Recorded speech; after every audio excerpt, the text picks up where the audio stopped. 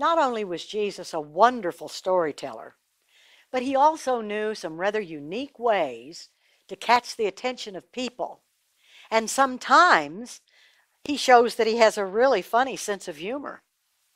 Jesus has been in Jerusalem and he's been teaching at the temple. And every day at the temple, there's been a man blind who has been begging because he has no other way of earning a living. And he's been blind from birth. And one day Jesus comes up to him and says, "Would you like to see?" Well, that's kind of a silly question. But Jesus spits on the ground, and then he takes his finger and he stirs up the mud, and then he puts the mud on the blind man's eyes. Now, there was a reason for that. These people, these Jews, had some funny ideas. One of them was that if a man was really important, his spit was powerful. And so Jesus is just going along with them. He's showing them that his spit is powerful. And so he spits on the ground and he rubs the mud around, and then he takes the mud and he puts it on the blind man's eyes till it's caked on, and the blind man's like this, and Jesus says, "All right, now go to the pool of Siloam and wash the water off and you'll be able to see." Well, now that was not an easy thing for him to tell the blind man to do. He can't see, and the streets of Jerusalem are very narrow, and it's quite a long ways from the temple all the way to the pool of Siloam. Can't you just see him, blind, staggering down the street, and people touching people, and people saying, "Oh, what, and excuse me, what are you doing with that mud all over your eyes?" "I'm going to the pool of Siloam.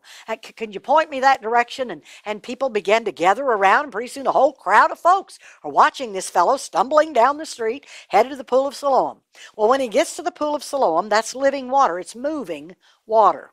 That's what you called water. And water in a well was still water, so it wasn't living water. But if the water was moving, it was living water. And the blind man leaned over and he splashed the water on his face, and the mud came off. And he must have thought, "Do I dare open my eyes?" And he opened them, and he could see. And he began to jump up and down for joy. And the people said, "My goodness, what happened to you? How come you can see now?" And he said, "Well, I've been blind from birth. But this man, he made mud, and he put it on my eyes and told me to go to Siloam and wash the mud off, and that I could see. And now I can see." Well, this big crowd is following him, and they're all running around and rejoicing over the fact that the man can see. And somebody says, "We need to tell the Pharisees about this." So they told the Pharisees about the fact that the blind man could now see. And when the Pharisees got there, they said to the blind man, "Tell us what happened. What happened? How is it that you were blind, and blind from birth, and now you can see?" "Well," he said, "I was at the temple, just as blind as I've always been. And this man began to spit on the ground, and I could hear him stirring his finger around, making mud, and he put mud on my eyes, and he told me to go to the pool of Siloam and wash, and I could see." And he said, "Look, I can see." And the Pharisees said, "Well, we're not so sure this is the fellow that's been blind since birth. Let's go talk to his parents." So they took the blind man and went to his parents' house, knocked on the door. Parents came to the door, and there's their son who's been blind from birth, and now he can see. And the Pharisees said, "Well, is this your son, the one that was blind from birth?" And his mother said, "Yes." And his daddy said, "Absolutely. This is wonderful. He can see." Well, the Pharisees said, "How can he see? Why is he able to see now?" And the parents said, "Well, we don't know, but you ask him. He's old enough. He can tell you." So they wheeled around on him and they said, "Give the glory to God. Why can you see?" And he said, "Hey, guys, I've told you. The man put mud on my eyes. He told me to go to the pool of Siloam and wash, and I could see, and now I can see." And they said, "You need to give God the glory, not this man." And the blind man said, "Well, now listen, this is a funny thing. Everybody knows that no man can make a blind man see. And I think it's a little odd that you fellas don't know why I can see, and you don't know about this man. And I don't know, maybe, what is it? You want to become one of his followers too? Is that the deal?" They said, "We only follow the prophet Moses." And the blind man said, "Well, it's a little odd to me that this man has made me see, and you don't even know who he is. Nobody but God could do that." And the Pharisees said, "Throw him out of the temple." Well, he got thrown out of the temple. Now, Jesus, after he sent him to the pool of Siloam, just disappeared.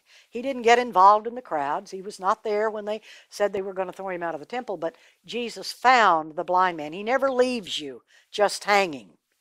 And Jesus found the blind man, and he said to the blind man, "Do you believe that I'm the Son of God?" And the blind man said, "Well, I don't even know who you are. I'd like to believe, but how can I believe? I want to, but I don't know who you are." And Jesus said, "Well, I am the Son of God. Do you believe that?" And he said, "Yes, Lord, I do. I believe it." And so the blind man's life was changed. Now he's been kicked out of the temple, and he isn't allowed to go to church anymore, but he can see, and he not only can see, but he now has the hope of heaven because he knows who Jesus really is.